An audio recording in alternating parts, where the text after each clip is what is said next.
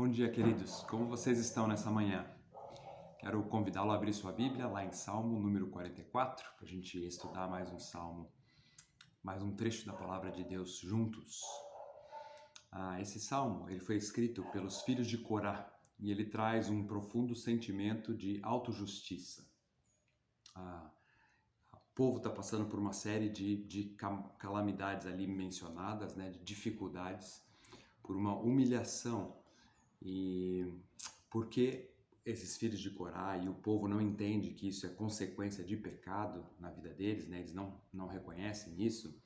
Então, o que eles vão fazer é questionar a Deus, né? Por causa dessa situação pela qual eles estão passando. Esse questionamento parece desrespeitoso numa parte do texto aqui, mas nós vamos falar sobre essa divisão, né? Por um lado, ele mostra esse desrespeito, por outro lado, a gente vê um reconhecimento do poder de Deus, né? Que só o poder de Deus pode ajudar o povo. Então, e trazer justiça e livramento para o povo, né? Eu dividi esse estudo, esse salmo que é um pouco grande, 26 versículos, em 5 partes. E a minha ideia, então, é a gente ir lendo e aplicando algumas verdades para a nossa vida. Mas antes de entrarmos na palavra de Deus, vamos fazer uma oração, vamos falar com o nosso Deus. Pai querido, Pai de amor, te louvamos por mais esse tempo juntos diante da Tua palavra e te pedimos a Tua orientação e aplicações para a nossa vida, para que possamos entender aquilo que o Senhor quer transmitir a partir desse salmo. Obrigado, Senhor, porque nós temos essa liberdade de estudar a Tua palavra. É a minha oração no nome de Jesus. Amém. Então, começando, né? A primeira divisão que eu fiz aqui estão nos 3 primeiros versos. Aqui nós temos, né, as bênçãos, um relato das bênçãos do passado, né? Um reconhecimento daquilo que Deus vem fazendo. Então, abra sua Bíblia comigo, se você ainda não abriu, né? Salmo 44 diz assim, versos 1 a 3. Ouvimos, ó Deus, com os próprios ouvidos, os nossos pais nos têm contado o que outrora fizeste em seus dias.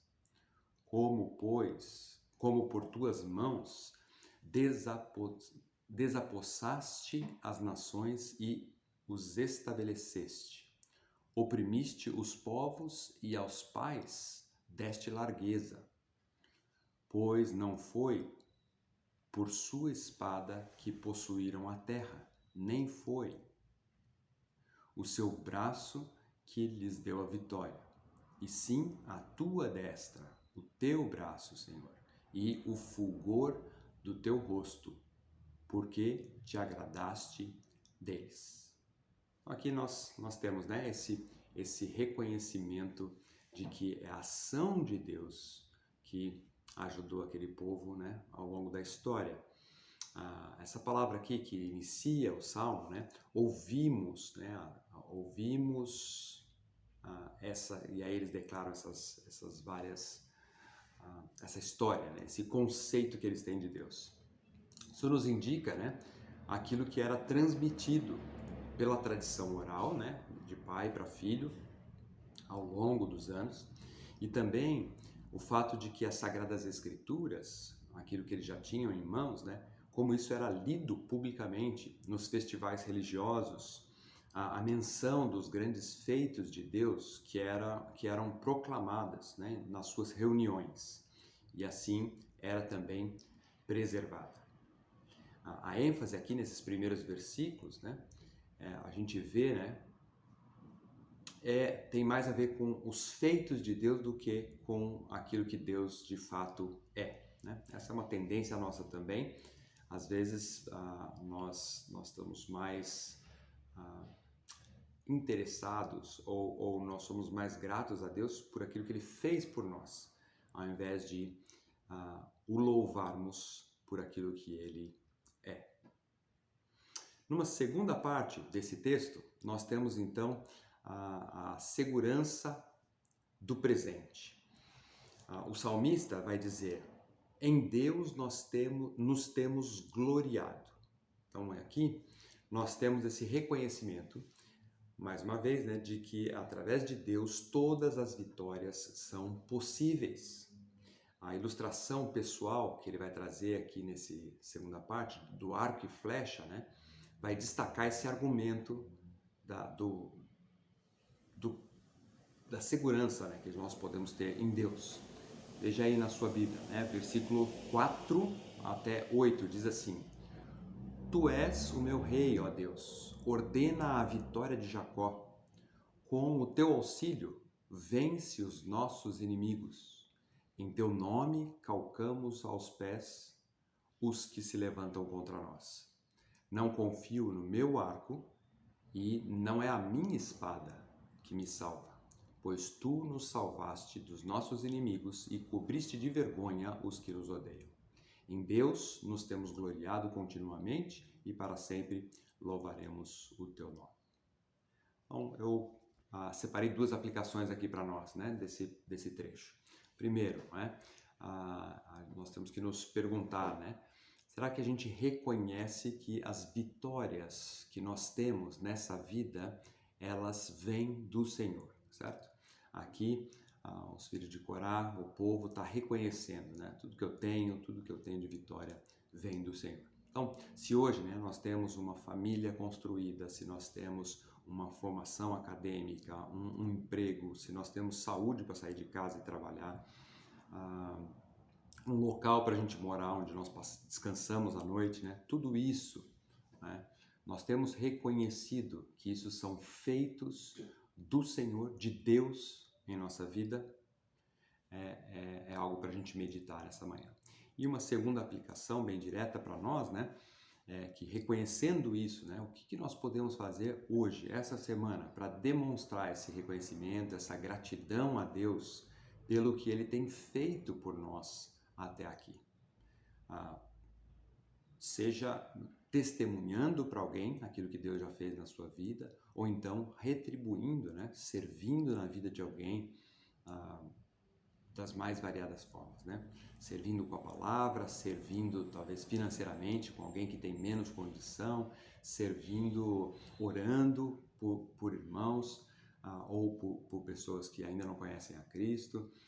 Tudo isso demonstra, né, o nosso reconhecimento de que Deus tem cuidado de nós. Seguindo no texto, nós temos versículos 9 a 16, o abandono, a declaração de um abandono de Israel, né? Essa percepção do salmista. Ele vai dizer: Tu nos lançaste fora. Né? Sua única esperança, então, não tinha ido com eles na batalha, né? Então era um contexto sempre de batalha, e aqui o salmista vai dizer que eles foram sozinhos para a batalha, né? Deus é acusado por uma recente derrota que eles haviam tido, e o salmista usa então de um sarcasmo ao dizer que Deus fez uma escolha péssima, não é? Vendendo o seu povo por nada, ele vai dizer, né, ao inimigo. Então vamos ler, né? 9 a 16 diz assim: Agora, porém, tu nos lançaste fora e nos expuseste à vergonha, e já não sais com o nosso exército. Tu nos fazes bater em retirada à vista dos nossos inimigos, e os que nos odeiam nos tomam por seu despojo. Entregaste-nos como ovelhas para o corte e nos espalhaste entre as nações. Vendes por um nada o teu povo, e nada lucras com o seu preço. Tu nos fazes opróbrio, vergonha dos nossos inimigos, escárnio e zombaria aos que nos rodeiam. Põe-nos por ditado entre as nações, alvo de meneios de cabeça entre os povos. A minha ignomínia, ou vergonha, né, está sempre diante de mim. Cobre-se de vergonha o meu rosto, ante os gritos de que afronta e blasfema, à vista do inimigo e do vingador. Então vejam como o salmista aqui critica a ação de Deus, e como eu já mencionei, né, não me lembro se mencionei, mas ele age aqui, né, como Jó, né, questionando a Deus. No Salmo de hoje, nós não temos a resposta de Deus a esse questionamento do povo, né?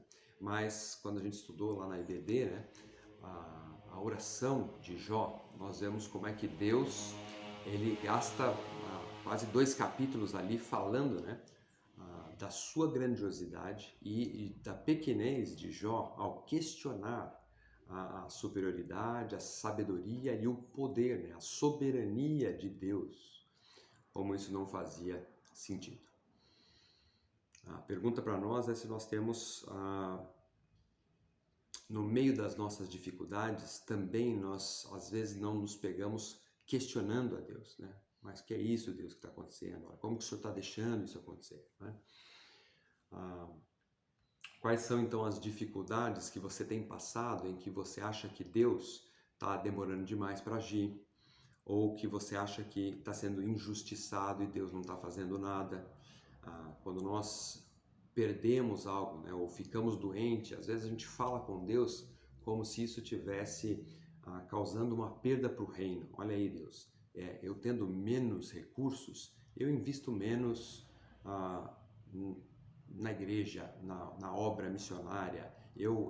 Se eu não tenho finanças, se eu não tenho tempo, como é que eu vou me dedicar mais ao Senhor? Se a minha condição agora é de pouca saúde, como é que eu trabalho para Deus? Como se Deus precisasse de nós, e como se Ele não fosse o doador, né, de todas as coisas que nós temos. É isso que o salmista está fazendo aqui, nesse pedaço. Em quarto lugar, nós temos aí, parece que o salmista faz isso, né? Ele vai de um extremo ao outro, né?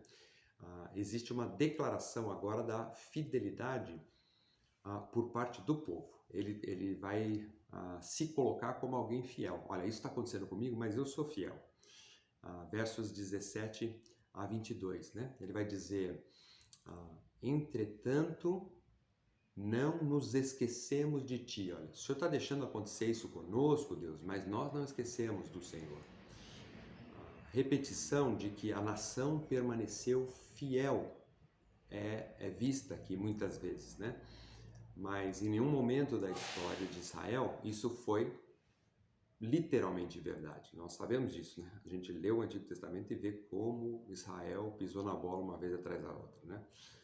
Começando lá pelos patriarcas, antes do povo se formar, porque o ser humano é assim, nós somos assim, com essa inclinação para o mal, né? Mas vamos ver versos 17 até 22, o que diz. Tudo isso nos sobreveio, entretanto, não nos esquecemos de ti, nem fomos infiéis à tua aliança. Não tornou atrás o nosso coração, nem se desviaram os nossos passos dos teus caminhos, para nos esmagares onde vivem os chacais e nos envolveres com as sombras da morte.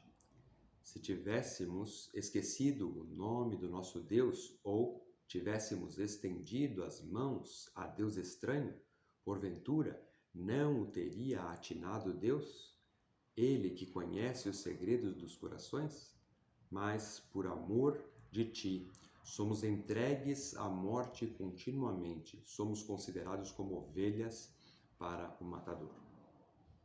Queridos, infelizmente nós muitas vezes agimos como o salmista, com uma visão distorcida de nós mesmos. Somos complacentes com os nossos erros, com os nossos pecados, né? E nos comparamos, né, com os povos pagãos, ou seja, aqueles que não conhecem a Cristo. Então, quando a gente olha para esses povos, nós nos consideramos diante de Deus extremamente fiéis, quando na verdade nós estamos muitas vezes longe da sua vontade, né? Nós nos apresentamos diante dele sem reconhecer de fato como nós estamos distantes tantas vezes de fazer a sua vontade. Nós terminamos então esse salmo com os versículos de 23 a 26 com um clamor de justiça. Vejam, né, o que diz aqui. Verso 23 diz: Desperta, porque dormes, Senhor? Desperta, não nos rejeites para sempre. Por que escondes a face e te esqueces da nossa miséria e da nossa opressão? Pois a nossa alma está abatida até o pó, e o nosso corpo como que pegado no chão. Levanta-te para socorrer-nos e resgata-nos por amor da tua benignidade. O salmista diz: desperta, né? Não nos rejeites para sempre. O texto traz de novo essa acusação a Deus, né? Dizendo que ele está cochilando em serviço. E isso não tem cabimento nem como uma expressão poética aqui colocada, né? Não faz sentido falar isso para Deus. Isso, mais uma vez, parece o sarcasmo. Eu me lembrei aqui da história de Elias, né? Lá no Monte Carmelo, falando com Baal, né? Com aqueles profetas de Baal, dizendo, olha, fala mais alto, né? Quem sabe ele não está dormindo, né? Zombando e questionando, né? O poder ou até a existência desses deuses. Desse Deus Baal, né? Mas no fim, né, nós temos de novo o salmista, ele termina pedindo, né? Resgata-nos por amor da tua benignidade. E, queridos, essa deve ser também a nossa atitude no dia de hoje. Não importa pelo que nós vamos passar, nós temos que clamar pela ação de Deus. Uma ação não baseada no nosso merecimento, não porque nós temos razão de qualquer coisa, mas baseado sim na benignidade do nosso Deus. Eu quero terminar o tempo de hoje fazendo essa oração a Deus, para que Ele veja a nossa situação e haja em nosso favor. Vamos orar. Pai querido, nós te louvamos mais uma vez pela Tua palavra e te pedimos, Senhor, para que a gente não seja como o salmista aqui, questionando o seu agir.